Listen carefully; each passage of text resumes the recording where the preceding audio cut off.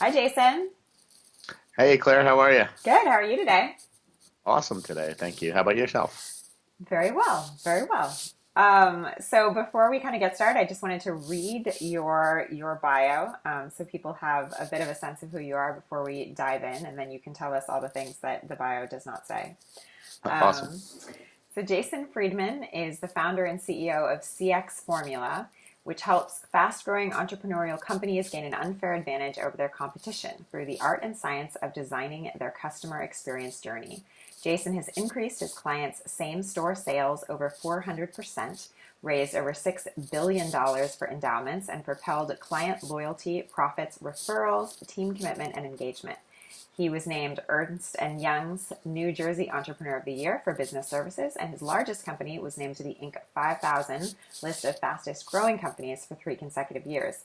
His past clients have ranged from Fortune 100s to solopreneurs in industries as diverse as retail, hospitality, financial services, higher education, and online services and information products. And his clients have included major brands and institutions such as Adidas, Nike, Universal Studios, Disney, Bank of America, Wells Fargo, and Harvard University. In 2008, Jason sold his first company for over 8 figures, and he has started and successfully executed businesses in a variety of industries. His passion for crafting exceptional customer experiences was born in entertainment.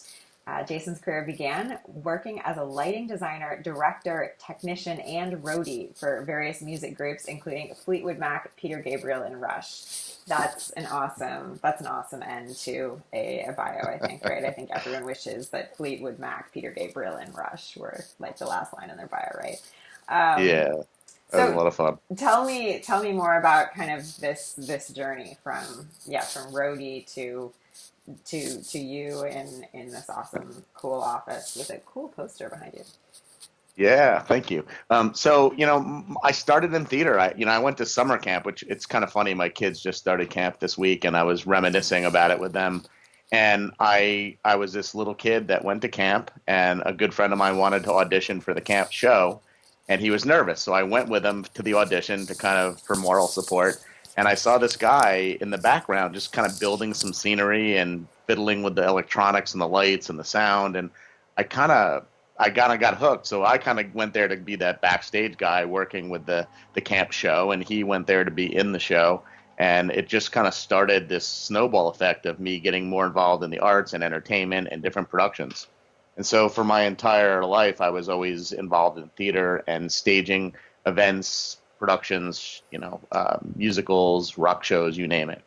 And so um, what I learned, after going through this whole process for, most of my young life was that I loved the art of putting a show on. I loved figuring Hmm. out the story, figuring out how to tell the story, how to stage it, how to choreograph it.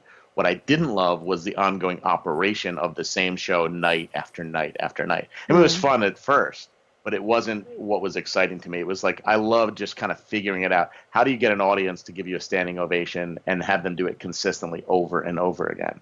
Hmm. And that's really kind of what transformed from this entertainment world of staging experiences that would get standing ovations and create these raving fans and kind of being in the rock and roll industry. It's like it was awesome, right? It's like fans are literally screaming and at the top of their lungs and jumping around and dancing, and you can see what things create that and what things didn't, and you could learn to engineer that kind of engineer things that would create that kind of reaction from your customers into any business, into any relationship, into anything you do. And Hmm. so if you have the choice to do it or not do it, why wouldn't you do it if you can actually create that set of raving fans, that set of people that are just so excited and moved and impacted by what you're doing that they want to tell other people that they have this visceral experience. Hmm. So that was how my journey kind of happened, and there's lots of ups and downs and a lot of really war stories to tell. But yeah, that's the big overview. So, you talk about this idea of raving fans, and I guess the big question I have is sort of why most of the world doesn't realize this. Like, why are more companies not aware of this fact, right? Well, it's a great question. I think there's a perceived complexity to how to do it, first of all, and so Hmm. um, I think people don't really think about it. But I think The biggest challenge that I see, and this is kind of business 101, is we focus so much on getting new clients, on getting new business, on acquiring business, that we forget about maintaining those relationships once we get it. And I think this is true in marriages and relationships. It's like we do so much in the dating and the courtship phase, and then once it's kind of locked and loaded, then we kind of fizzle out a little bit. We don't do as much as we need to nurture those relationships and to really take care of them. So if you take an example of, an online marketer, for example, they have an online training program or they sell some kind of coaching program or something like that through the internet. They spend a lot of energy. They do all sorts of bonuses and discounts and stuff to get people into their world. But then once people are in, they don't care for them the same way. They don't give them the same, like existing clients, people that have already stepped up and started to get involved with them. We don't give them the same benefits as we give new people just to entice them to come into our world. We don't care for them in the same way. And so I think it's a kind of a focus issue. Like we're so worried about going bigger and getting more clients that we don't realize that the lifetime value of our customers, the value of the relationships that we can really nurture and build can go so much further. And so I don't think the emphasis is on the right place in most people's businesses. And that's what I try and help them kind of start to understand and start to think about, like, what if I was my customer, if I literally forgot about being a business owner and forgot about what I need, and I focused on what you, the customer, needs. If I got into your shoes and put on your glasses and looked at the world through your eyes, what would I want? What would be valuable to me? And how could you as a business make my life better and create more value for me? And so once we get business owners to start to think that way, to look at it from truly look at it from the perspective of the customer, there's all sorts of epiphanies that happen. And there's all sorts of, it's tough, but there's all sorts of realizations about how we're missing the mark or how we're not doing that in our business today. And now it's almost easy to then reverse engineer. My whole process is about reverse engineering the journey that customers go on with you to get to the desired result. And so what we need to do is we need to think about the customer and what kind of success they want to have. And once we're clear and we can articulate it through their words, through the customer's words, like what they would say at the end of an experience, at the end of a product or purchasing a product or consuming a product or a service or an event or whatever it happens to be. If we could know what we would want them to say about it, how we'd want them to feel, more importantly, about it, then what we can do is we can go back to the beginning of when they came into our world or right before they came into our world and look at all the steps or what we call touch points, all the various interactions that they go through, and taking into consideration their world, things that we don't control, but there's a lot of things that we do control. And so how do we authentically and move them through that process so that they get that desired result that we want? And it's not rocket science. It's really pretty basic. Okay, and so is that end point, because you said maybe it's this or maybe it's that, but is the end point the moment when they purchase, or is it after they purchase and use the product? That's an awesome question. So I would say yes. It's all of those things can be endpoints, right? So you can look at your business on a macro level or on a micro level. You can look at the delivery of your products on a micro level or a macro level. So what I have people start doing is take one product or service and really get granular on that. So after they finished consuming that product or service, they used it. What do you want them to think, feel, say, do, what have you? And then we can go back to the beginning of that product and say, okay, if we know that that's where they want to be, what pain point does the customer have in their life now? What are the issues? What are the challenges? What does the customer want versus what does the customer need? Because in the sales process, what we're trying to do is focus in on what they want. What does the customer want? Because if we try and sell them what they need, but they don't want it, they're not going to want to consume it. They're going to get defensive with us from the get-go, and we don't want to do that. Right. And so it's not like we want to bait and switch. We want to give them what they want, but we also want to give them what they need. And so in the part of the sales process, in the nurturing of the relationship, in the early cycle of the business development process, we want to start to use the language that we know they're going to use, address the things that we know that they're going through, and show them that we're interested in them versus trying to be interesting to them. And it's a big difference in that shift of thinking. And so if you can really show your prospects that you're interested in their success, that you want to help them, that you understand the world that they're coming from, you understand the challenges they're facing, You understand their wants, you understand their needs, you understand all the reasons why they are not letting you achieve those results, whoever that evil empire is that's stopping your Right. customers and your prospects from doing it. Right. If you can get them to understand that and authentically begin to create value for them, they're going to love you. They're going to want to go deeper, and they're going to want to explore a relationship with you. And then if you're consistently creating value and showing that you're interested in their success and showing them the progress that they're making, they're gonna fall in love with you completely, and they're gonna tell everyone that they know about it. And that's Hmm. the magic sauce. I mean, most clients that come into a business don't even know where they are in the process, or know what the process is that they really bought. So if I'm going to buy an online training program, I know, oh, it's 5 modules of courses, and I've got these bonuses and whatever. But they don't know that they're moving towards their real goal of what they want their result to be. They just know that they've gone through a module. Okay, but where am I now? And so when I help business owners kind of start to think through, like, the reason that people start to rave about the experience that they had with you, become a raving fan, is because they feel as if they've made progress and they feel connected. They're feeling happy. And especially if you have entrepreneurial clients, like, momentum is the most important thing. They want to feel like they're moving forward. And so Wow. part of the challenge that I think most businesses, that especially ones that cater to entrepreneurs, is that they're not showing them the progress that they've made. They're not giving them signposts along the way so they can see that they're moving in the right direction. And so, and realizing it and feeling it. And so the other thing I like to do with business owners to help them become raving fans is to gamify the experience, to use gamification and game mechanics to really start to show people that, and give them the awards, the acknowledgments, the rewards, the recognition that they need along the way, because now all of a sudden they're feeling connected, they're feeling part of a community, they're feeling acknowledged, and they're feeling proud of where they've come from. And so, there's Wow. all sorts of ways to incentivize that, but those kinds of things really create this notion of raving fans. So, dig into a little bit more this idea of gamification, and I guess walk us through either a real example or a potential example of what that might look like. Because I think it's so interesting what you just Sure. said, that the customer doesn't really know what they're going to like. I buy an online training program, but I don't really know what I'm doing or what I'm trying to get towards. That's such an interesting concept to me, because you think, oh, well, no, I studied the sales page for half an hour. I made a choice. I researched my decision before purchasing, all that kind of stuff.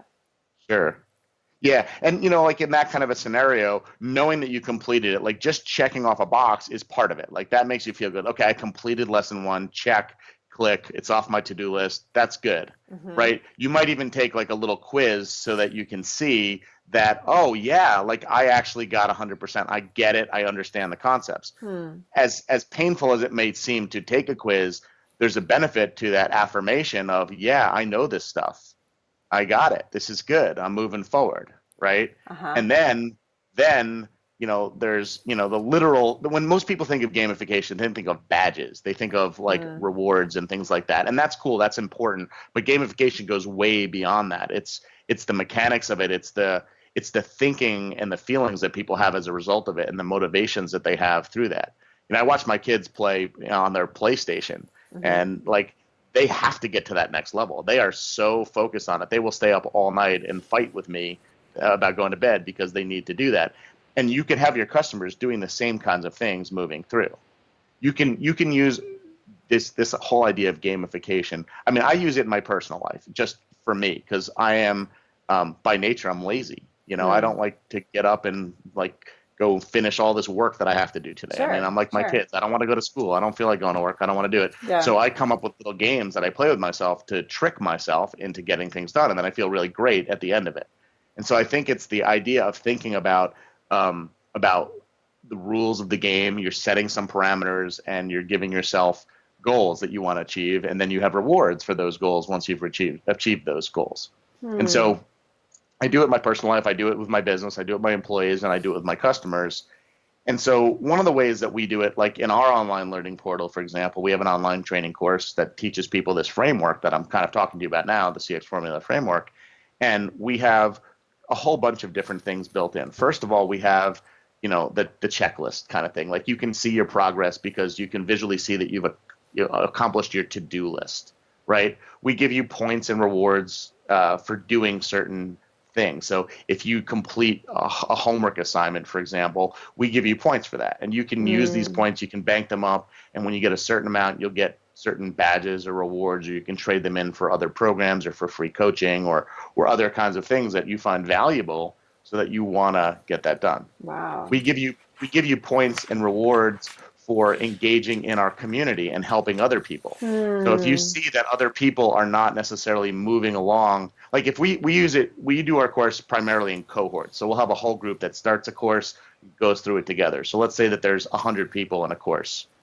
You can see what's going on in the course. Like as a person that's in the course, I want it to be as real life as possible. I don't really want it to be this isolated learning experience. I want it to be pretty immersive, and I don't want it just because it's online to be necessarily different. I really want you to feel like you're part of something and you're moving through it with a group of people that are all committed to that same success. And so we can rescue other people. Like if we see them falling behind, you can get points for reaching out and rescuing a fellow person. Because what I want most, I really could care less about the money people are paying me for the course. I care most about them getting the results. I am interested in their success more than anything.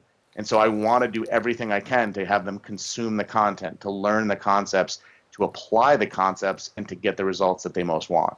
That's what makes me happy, So, if I could, I would give everyone the course for free, and they only pay if they have success, but I know that people wouldn't actually invest the time. So it's a catch-22, right? They have to have some skin in the game.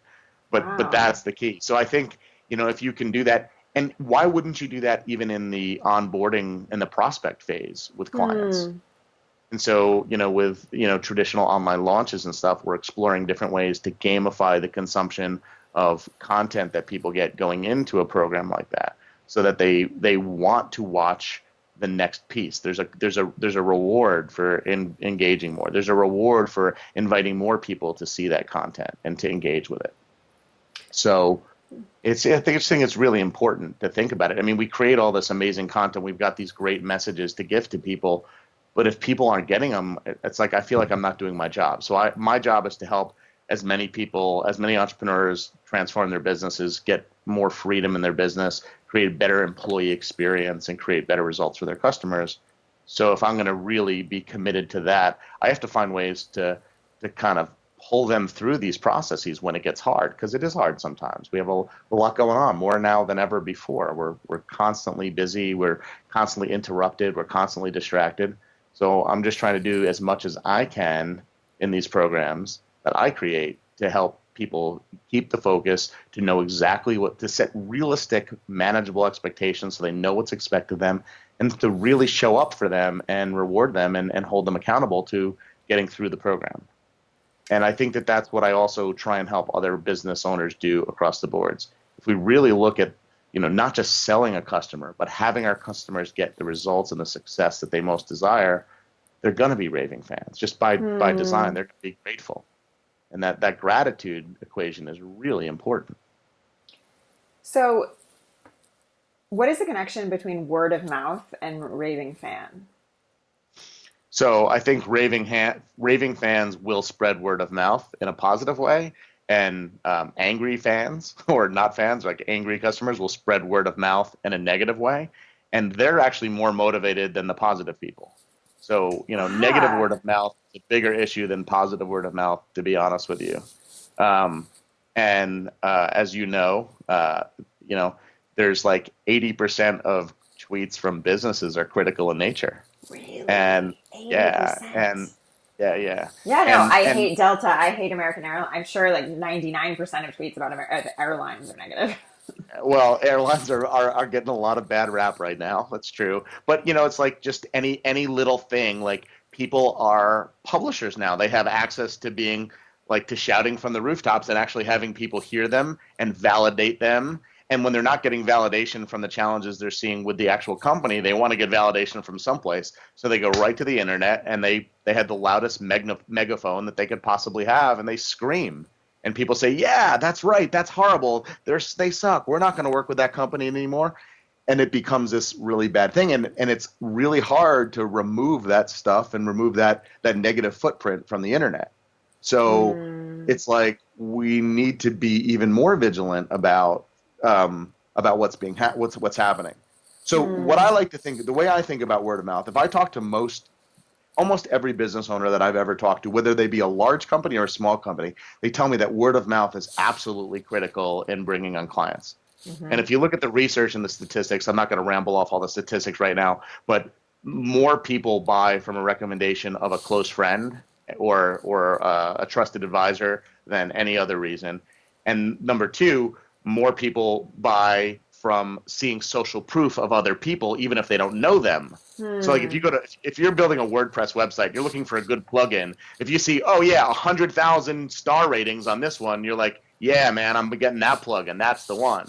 Whether you know who any of those people, you don't even look to see who those people are. Yeah. Same thing on Amazon. You go buy a book. You're like, oh yeah, they've got a lot of good ratings. Must be good. Yep. You don't know who those people are that are recommending it. No. So it's that really starts to matter. So what if we actually could be intentional in making sure that we got that? And so when I start out with a customer, the very first thing I ask people to do is to create what I call the ideal customer script. And really, what I want you to do is I want you to write the script of the word of mouth you would want your customers to share. Like, why should it be accidental word of mouth or unintentional word of mouth? What if you actually scripted the words for them?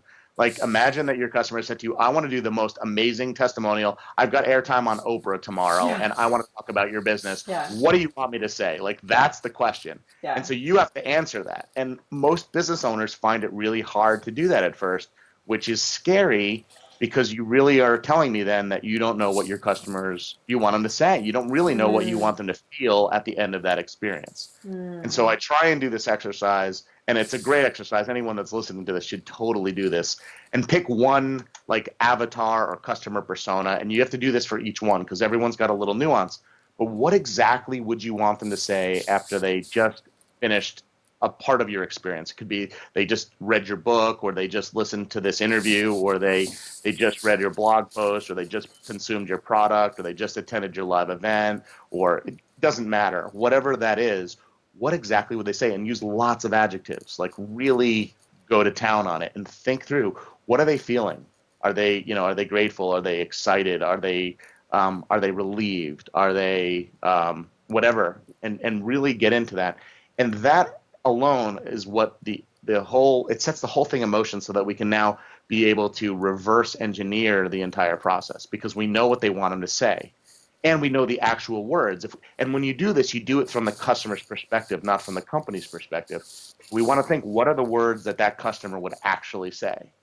And now we can start to think through, how do we actually engineer that throughout the entire process? So it's not like, it sounds manipulative, and it is in a way, but it's, if you do it for good, not evil, it's okay, right? So now, if you know that you want them to say, wow, every single time I spoke to them on the phone, they were courteous, they knew who I was, they were really, they just made me feel at home. Well, now you know what you need to do as far as the way you handle the phones, and now you can train your team to do that, and you can have a process in place to deliver on that experience, right? It's not inauthentic, it's absolutely authentic, but it starts to give you the blueprint for the business processes and procedures that need to be in place. Like, customer experience seems like this like soft, kind of squishy thing. It is absolutely not. It is processes and procedures. Like, when you go to Disney, it's not accidental that this character shows up and there's a guy with a camera to take your picture, and then all of a sudden it's, you can go buy it for $14. Like, that is absolutely intentional, and it's with a system that runs it like clockwork. And the same thing, and it seems kind of, I have this concept called planned spontaneity. It seems spontaneous and just random to you, the customer, but we planned it. It's absolutely there. So there's this magic, there's this surprise and delight that may happen, but it's not an accident. It's not really a surprise for us. It's just a surprise for you. And so if you really get clear on the word of mouth that you want, the ideal customer script, now you can start to engineer all these things in there.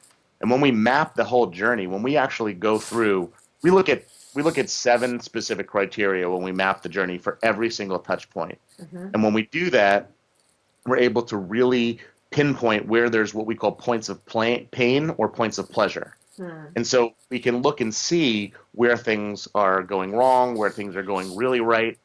And it's actually about managing the dynamic range. If everything's a 10, then people will get angry with you very quick, at 10 being the best, because there's no context for great anymore. It's all great. And so now it's just normal.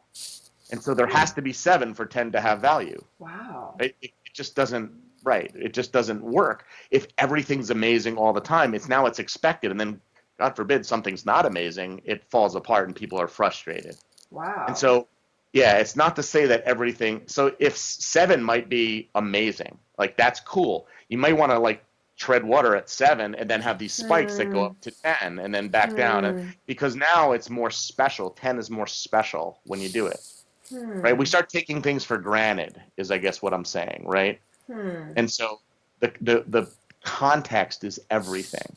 Right, you can make any bit of data seem good based on what you compare it to or what it's in context with. It's the same thing with the way people feel about things, right? You're having the worst day of your life, then you found out, that something horrible happened to someone else, and all of a sudden your problems go away. Right. Right, it was a major problem for you before. So context is everything, and so in the context of experience, we need to make sure that we're not always over delivering. Like chronic over delivery is a bad thing, even though people think it's a good thing. It's a horrible thing. It creates really bad stuff for your business. So you want to over deliver, but you want to strategically over deliver in places where customers find the most value. Because not all moments are created equal, and not all customer personas or avatars are going to like the same thing. It's like the 5 love languages, if you've ever read the 5 love languages, right? So like some people see receiving gifts as benefits. Some people like personal touch. Some people want more, time. And that's true of your customers too. So it's if you do everything all the time for everyone, it's going to fall on deaf ears a lot of the time. And what ends up happening is it ends up creating more budget for you. You end up spending more money. You're not getting as much value. And then you start to get a little jaded because you're like, well, this isn't working, so why am I doing it anyway? And then you pull back. And so it starts this whole vicious cycle. So for me, we try and really look at who exactly is that customer. What did they find value in?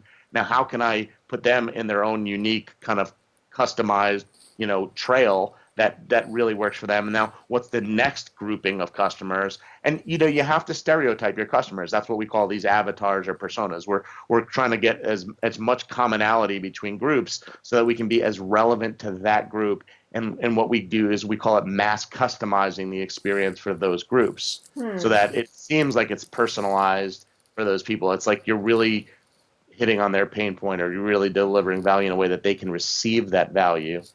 But it's to a larger audience so that you can really manage scale of your business. This is fascinating. So, wow, this is so valuable. So I guess in closing, can you just tell people sort of, what you're super passionate about these days and where people can find out more about you? Yeah, absolutely. So, like I said, right now, if you're an entrepreneur or small business owner, and if you're just starting out or you've been in business for a little while, you're under 50 million in revenue, I have some things that I can help you with. I have some things I can teach you with and show you around customer experience, about growing your business, about putting the right frameworks in your business to create deliverable, predictable, positive results. And that's what we do at CX Formula. So I'd love to talk to you more about that. If you're interested, you can always email me at jason@cxformula.com, or head over to our website at cxformula.com. And we've got some great tools on the webpage. You can click on them, enter your email address, and we'll send you some amazing stuff to take a look at. I love it. Thank you so much for this, Jason. Really appreciate it. Oh, Claire, thank you. It was wonderful to be here with you and to talk to you. Have a great day. All right, you too.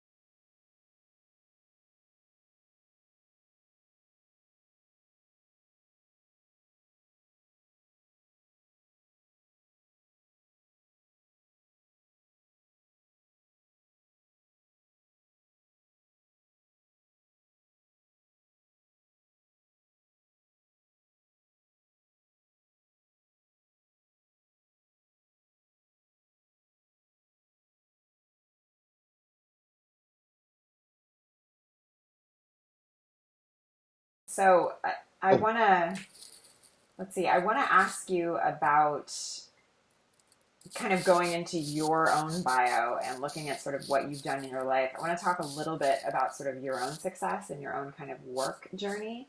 Sure. And I think my first real question is, you've had lots of success. In 2008 sold one business for 8 figures. So after you hit a certain level of success, what is it that sort of keeps motivating you? Like, why am I interviewing you now today here in an office where you do tons of work every day for the CX formula instead of, you being on a beach with a daiquiri type of thing? Well, I hadn't thought of the beach and the daiquiri, but that sounds like a good idea. Now, so after I sold my business, I've had a bunch of small businesses, right? Some have been, we've done over 9 figures in revenues, in aggregate and selling products and services, and some have been a few $1,000,000, and I've exited a bunch of them. The biggest one, which was the one that I did customer experience in. When I left that business, I sold it and then I stayed on for a couple of years and I left it. I had the most shocking identity crisis that you could possibly imagine, and I went into this like really negative, depressed state for probably 2 years, a little over 2 years actually, where I didn't know what was next. I had hit goals that I had never even set. I accomplished all the goals that I had, and I was kind of in this place where why am I even here?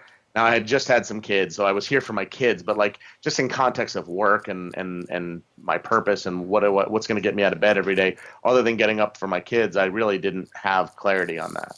And it was a long, drawn out process to kind of get clear. And I did a bunch of things during that time. I dabbled here and I dabbled there. But what I realized in going through that process is that I had a lot of corporate clients in that business and that I sold, and I love them. I love the clients that I had, and we did everything we could for them.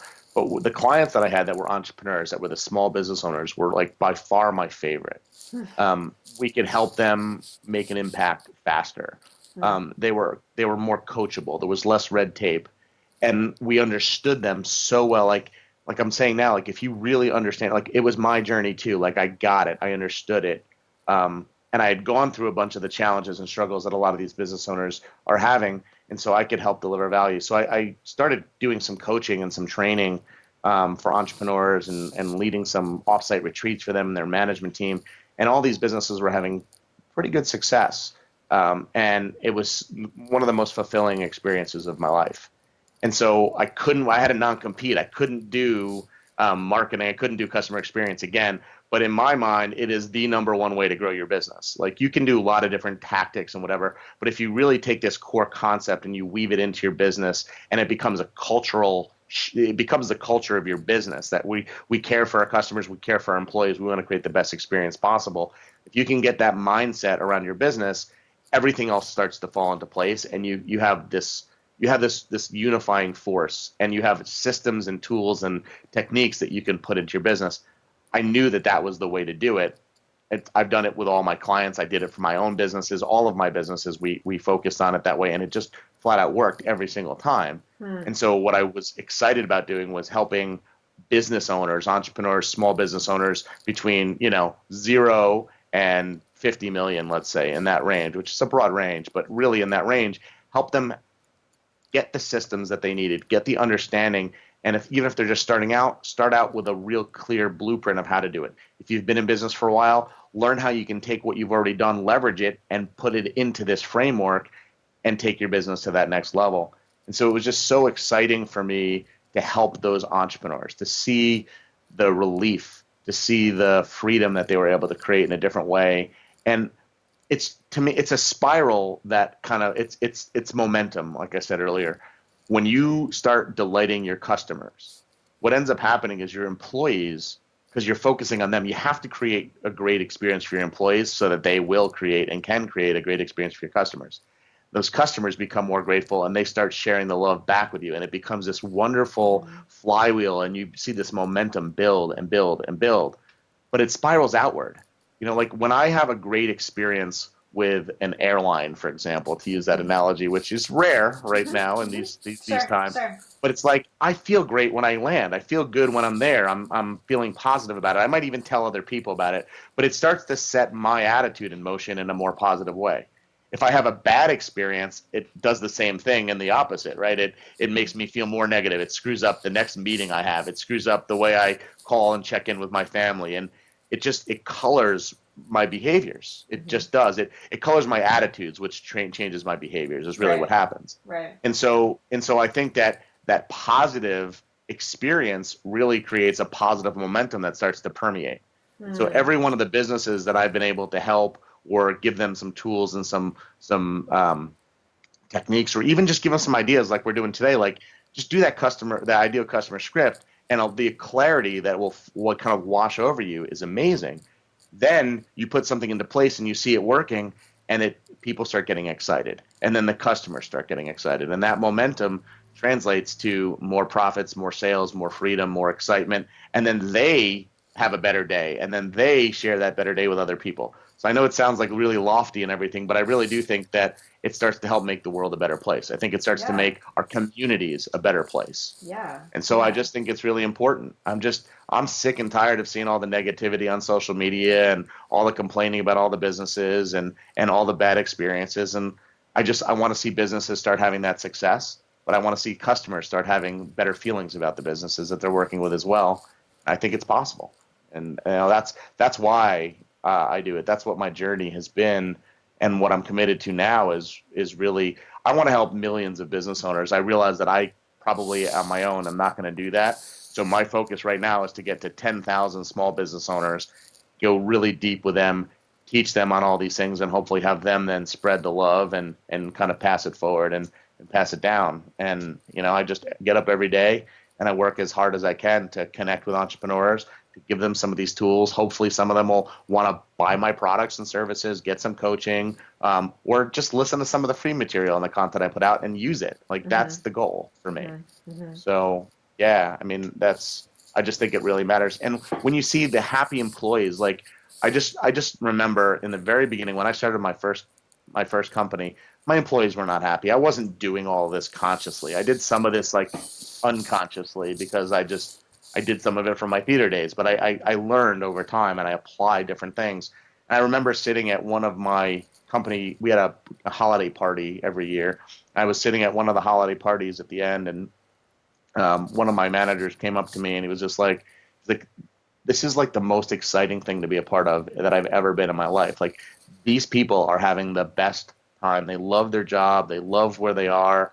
And it's true. And like that was like the most fulfilling part for me. It was aside from all the money and all the awards and whatever else that we were able to win, I'm grateful for all of them. But seeing the benefit to my own people, the people that committed to being part of our team, to working their butts off to try and make our customers happy, were enjoying it and they were having a great life and a great experience. And the best thing that came out of all that, so after I had sold the business and I left after a while, it was hard to do, as I said, and then I was depressed afterwards. But one of my competitors took almost my entire team. They hired almost all of them away, and almost my entire team is running his entire company. It's like you took this great team that we built culture, we really transformed, and they all moved together to another business. And that was just I'm just so proud of that, and I'm so proud of them and what they're doing now. And I just know that other business owners can do that. It's not that hard. It just takes the right thinking and some of the right process in place, and it's really amazing what can happen. So when you talk about kind of the right thinking and the right processes, I think the thing that really jumps out to me is that, most small business owners and entrepreneurs these days feel completely overwhelmed by distraction, right? By all the many things they could be doing, all the many, tabs they have open on their, Google Chrome. So how do you, when you start working with small business owners and entrepreneurs, try to basically keep the distraction at bay, to keep them on track to work with this system? So my business coach is Dan Sullivan from the Strategic Coach. I was in the program for, 12 to 14 years, something like that. I lost count. And and he's got his entrepreneurial time system that he teaches people. And the premise of it, I won't go into it too much. He's amazing. He's got an amazing business, and he's been responsible for a lot of my success. So I hold him in the highest regard. But his system basically locks down where if you have something that's supposed to be done on a type A day versus a B versus a C, it can't flow over into the next day. So you have to set these rigid kind of timelines. And he uses this analogy of like, if you're going on vacation and you're going to be completely off the grid and you're not going to have any way to communicate, what do you do right before that vacation? Either you get rid of projects, you delegate them, whatever, but there's no tomorrow. It can't be moved forward. And so with the people that I work with, I'm like, I say to them, first of all, we have to really define what success looks like. What are we trying to accomplish together over this period of time? And then what are we, when we're going to do this, we're going to commit to a time frame, and we're going to know that it can't go beyond that. So we lock ourselves in to some extent. We're going to fall behind, a little bit here. We're going to get a little bit ahead. But overall, I want to make sure that we're not letting things kind of slip into tomorrow. Right. So that's the first thing. The second thing is I'm really big on the stop doing list. I think we spend so much time. Tell me about what this is for people that don't necessarily know what a stop doing list is. Yeah, I mean, I think the person I heard talk about this first was Jim Collins. Years ago, in a little seminar that I was at with him. And, he's like, look, you have all these things you want to do. He's like, you create to-do lists like they're going out of style. Like you just, I mean, I have pads from years back where I have like so many to-do lists, and then I would cross like 2 things off, and then I'd rewrite the entire list on the next page. So it had like a couple less lines on it. And it was crazy. And I'd go through pens and pads and all this stuff, like making this list of shit that I was never going to do. And it's crazy. And so what he said that one day is he's like, what if you could only do one thing? What would that one thing be that would get you the results that you most need? And I couldn't really come up with one, but I came up with like 5, right? So I was a recovering, workaholic or whatever you want to call it. So I could go with 5. But then I started creating things that I needed to stop so that I could do those 5. And over and over again, I use that kind of like, what do I need to stop so that I can do this? And it's I think as someone that's just a little bit, I told you I'm super lazy on the one hand, but I have super big dreams and goals on the other hand. So there's this constant struggle that I have. I don't know about that, but it's definitely a struggle. And so what I do is I have to get super excited about what I'm working on. And if I'm going to delegate something or I'm going to get it off my plate, being a control freak and a recovering control freak, what I needed to do was get more excited about the next thing I wanted to do. And then I would delegate this, even though I loved it or I wanted to do it or I couldn't let go, so that I could do the next thing. And so the stop doing list became my biggest friend, and I'm still not amazing. I do it about I would say probably every month or so. I really go back and I do an activity inventory. What are all the things that I'm spending my time on? And I evaluate, are they things that I'm uniquely good at, or are they things that I'm completely incompetent at, but I'm doing them? And what am I going to stop doing? What am I going to delegate? How do I find another resource to do that? And that's the thing that I keep doing, to just keep opening up and keeping my eye on the ball of getting where I want. But the vision, like I have a big, I have a warehouse space here in part of my office, and I have a big standing desk up there, and I have boards all over the walls where I have my plans and whatever. And I'll stand out there, and I have my help 10,000 entrepreneurs is like this big thing that's up there. I look at it every day. I'm very clear on what I'm trying to do. And everything that I'm doing, for the most part, I mean, I slip up, but everything that I'm doing is focused on trying to help 10,000 entrepreneurs do that. I'm just really clear on that vision of where I want to be in 5 years. Yeah, and I do it, and I know that, again, this is a Dan Sullivan, like setting this goal. It's not, the goal to me is not a destination. It's like Dan uses this analogy of the horizon line, where it's an imaginary line where the ground meets the sky, right? And as you're flying, you can see this horizon line, and you use it to help you know, are you going up, are you going down, are you flying straight? You use it as a navigation. It sets you in motion and gives you direction. you're never going to reach it because it doesn't really exist. So I think of goals that same way. Wow. It sets me in motion and it gives me a focus, but it's not about reaching it. It's about seeing where was I and where am I now, and it's always a positive number. If you look at where you want to be and where you are now, it's always a negative number, and it puts you in a bad place. So, Wow. yeah. So that was a Dan Sullivan, and Dan taught me that. It was like in the first. I'm sure he teaches everyone that. It's in the first couple of sessions you go to with him, and that really reframed a lot of what I was trying to do and put me in a better place, a more open place to kind of fail and try and see, because it wasn't about reaching it. It was about moving forward. And this is the same thing I'm saying about the customer experience journey. They need to see where they are from where they came, not from that end of the journey, because it's a negative number versus a positive number. It's the same idea. Yeah.